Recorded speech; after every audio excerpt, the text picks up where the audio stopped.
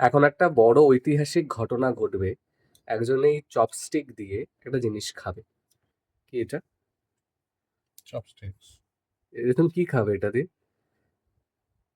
এই যে তুমি আনলে আমের আচার, আমের আচার চপস্টিক দিয়ে? এটাকে আমি হাত দিয়ে খাবো না। বাবা, বড় লোকস। এত বড় বড় আমের টুকরাগুলো কে এনেছে? টাকা দিয়ে এনেছে তো বড় হবেই। আরে এটা ইন্ডিয়ান ফুড তো, তার জন্য এই চাইনিজ চপস্টিক দিয়ে হচ্ছে না। তো তেল দিয়েছে এটার মধ্যে, এটা স্লিপ করে যাচ্ছে তো।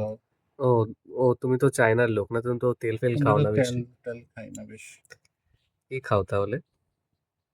গোবর খাই না।